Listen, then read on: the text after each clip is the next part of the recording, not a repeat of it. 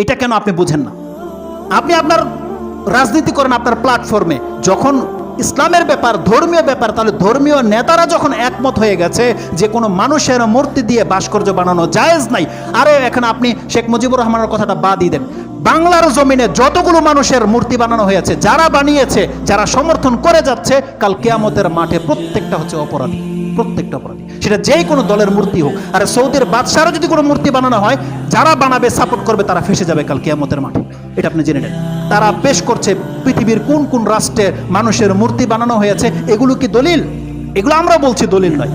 এই জন্য আপনি কথাটাকে খিচুড়ির সাথে মিশিয়ে দিয়েন না, আপনি এখান থেকে ক্লিয়ার হয়ে যান। ভাস্কর্য ইসলামে জায়েজ করা হয়েছে, কিন্তু সেই ভাস্কর্য কোনো প্রাণীর হতে পারবে না। যদি কোনো ব্যক্তি বানান, আপনার শাস্তিটা কি হবে দেখেন। তারা বলতেছে আমরা তো পূজা করবো না, আমরা তো তার কাছে কিছু চাইবো না, কথা তো সত্য, কিন্তু অত দূরে যাওয়া লাগবে না। আল্লাহ বলছেন যেই ব্যক্তি ভাস্কর্য বানাবে তাকে আল্লাহ সুবহানাহু ওয়া তাআলা শাস্তি দেবে। দুই একটা হাদিস শুধু আমি আপনাকে কোট করে দেই। আব্দুল্লাহ থেকে হাদিসটা, তিনটা হাদিস আমি আপনার কাছে কোট করব। এক আব্দুল্লাহ হচ্ছে আব্দুল ইবনে মাসউদ, এক আব্দুল্লাহ হচ্ছে আব্দুল ইবনে ওমর, এক আব্দুল্লাহ হচ্ছে আব্দুল ইবনে আব্বাস, যাদের কথা এক একটা হচ্ছে স্বর্ণখচিত স্টাম্প। তাদের কথা কেউ রদবদল হবে না। তাদের কথা এমন ভাবে ইসলামের দলিল, যেটা হচ্ছে কোরআন হাদিস, তাদের কথা। আর তারা যখন কোনো ফতোয়া দেবে, অন্য কোনো সাহাবীর ফতোয়া হয়তো এতই স্ট্রং হবে না, যেই ফতোয়া যদি দেয় আব্দুল ইবনে আব্বাস, আব্দুল ইবনে মাসউদ, আব্দুল ইবনে ওমর, তাদের উপরে যেতে বড় কোনো সাহাবী আছে ফতোয়া দেওয়ার ক্ষেত্রে? তাদের ফতোয়াগুলো কি? সুবহানাল্লাহ, বুখারী মুসলিমের মধ্যে সেই হাদিসগুলো আছে। তিনটা শুধু নাম্বারিং সহ বলে দিই, আমি ট্রান্সলেটে যাব না। রাসূলুল্লাহ সাল্লাল্লাহু আলাইহি ওয়াসাল্লাম বলছেন, ইন্না আশাদ্দান নাসি আযাবান ইনদাল্লাহি ইয়াউমাল কিয়ামাতি আল মুসাউউরুন। একবারে কথা ক্লিয়ার। এখানে মূর্তির কথা বলে যান। শুরুতেই বলেছে আপনার বাচ্চা যেন খাতার মধ্যে ছবি আঁকতে না পারে, ওটার চেয়ে এটা হালকা নয়। আপনার ঘরের ভিতরের কথা বলছি, ওই মূর্তির কথা ভুলে যান। দেখেন আপনার ঘরে যেন কোনো ব্যক্তি পুতুল আঁকাতে না পারে, কোনো মানুষের ছবি, কাউয়ার ছবি বা কোনো রকমের কিছু কাক টাক এরকম কিছু আঁকতে দিবেন না যেগুলোর প্রাণ আছে। কত বড় মারাত্মক কথা! কারণ কাল কিয়ামতের মাঠে এই বিষয়টাকে আল্লাহ সুবহানাহু ওয়া তাআলা এত বেশি ঘৃণা করে, আল্লাহ এত রেগে যায় যে আমি যেই জিনিস বানাই আমার মতো করে তারা বানাতে চায়। এই জন্য আল্লাহ সুবহানাহু ওয়া তাআলা রেগে তাকে শাস্তি দেবে। কেন? যেহেতু নিষেধ করে দেওয়া হয়েছে, দেখো তুমি এরকমটা করো না। রাসূল সাল্লাল্লাহু বলেছেন সব থেকে কঠিন শাস্তি দেওয়া হবে আল মুসাউউরুন। এখানে বলা হয়েছে যে শুধু ছবি আঁকে, আর্টিস্ট, আর্ট করে।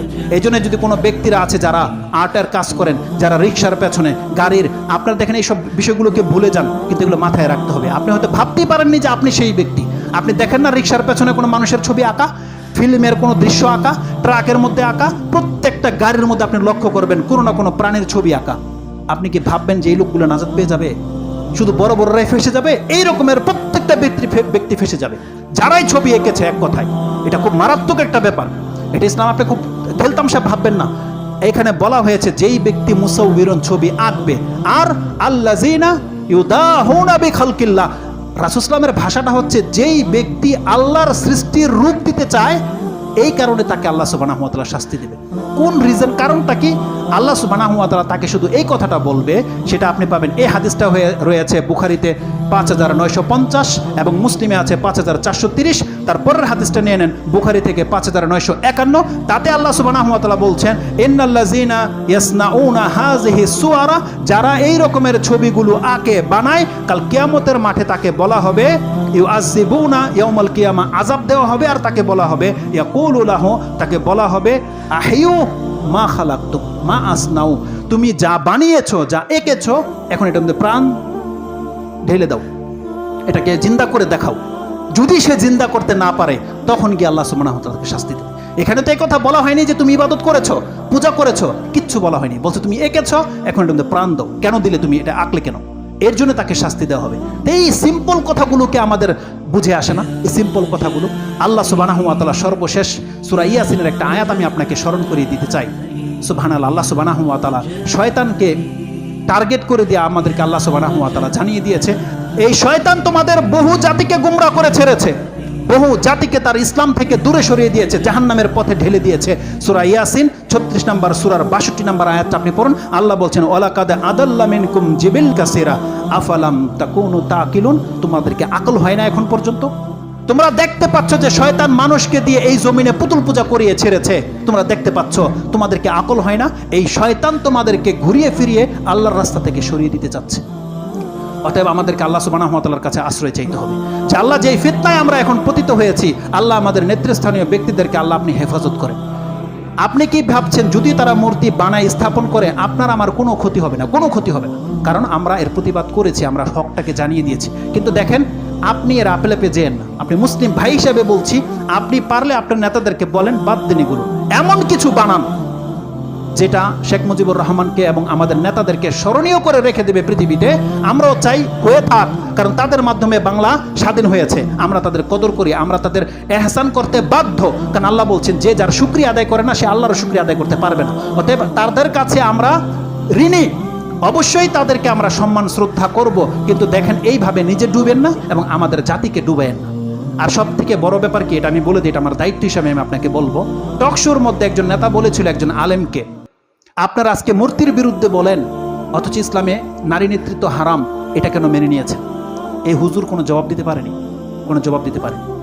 আমি স্ট্যাটাস দিয়েছিলাম একটা, এই প্রশ্নটা যদি কাল কিয়ামতের মাঠে প্রত্যেকটা মুসলিমকে করে, আর ইনশাআল্লাহুল আজিজ করবে আল্লাহ কাল কিয়ামতের মাঠে আপনাকে, যে নারী নেতৃত্ব ইসলামে হারাম ছিল, তোমরা মেনে কেন নিয়েছিলে, প্রতিবাদ কেন করনি?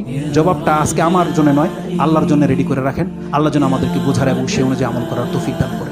এই ক্ষেত্রে আপনারা কে কি ভূমিকা পালন করেছেন, লিস্ট আল্লাহর কাছে চলে গেছে। কার মনে কি আছে, কাল কিয়ামতের দিন আপনি এটা নিয়ে উঠবেন। যেহেতু একটা মূর্তি যদি বানায়, যে বানালো, যারা সমর্থন করলো তারা ডুববে, কিন্তু নারী নেতৃত্ব আপনি বসিয়েছেন, পুরো বাংলার মুসলিমকে ডুবিয়েছেন। কাল কিয়ামতের মাঠে এটা রেজাল্টটা বুঝবেন। কারণ রাসূলুল্লাহর হাদিসে রয়েছে, যেই রাষ্ট্রের নেতৃত্ব দেবে নারী, সেই জাতি কোনোদিন নিরাপত্তা পাবে না, সেই জাতি কোনোদিন উন্নত হতে পারে না, সে লাঞ্ছিত ধ্বংস হবেই। এটা রাসূল ইসলামের বাণী, এটা আপনি কান খাড়া করে শুনে যান। এবং যারা তার পক্ষে হয়ে এই কথা বলছেন, সংগ্রাম করছেন, যা কিছু করছেন, যত রকমের সাপোর্ট আপনি দিচ্ছেন, আপনি রেডি হয়ে যান কাল কিয়ামতের মাঠের জন্য।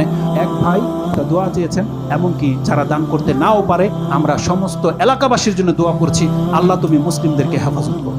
আল্লাহ আমাদের মধ্যে যারা অসুস্থ আছে, আল্লাহ তাদেরকে তুমি ক্ষমা করে দাও, আল্লাহ তাদেরকে তুমি সুস্থতা দান করো। সুবহানাকাল্লাহুম্মা রাব্বানা বিহামদিকা আশহাদু আল্লা ইলাহা ইল্লা আনতা আস্তাগফিরুকা ওয়া আতুবু ইলাইক।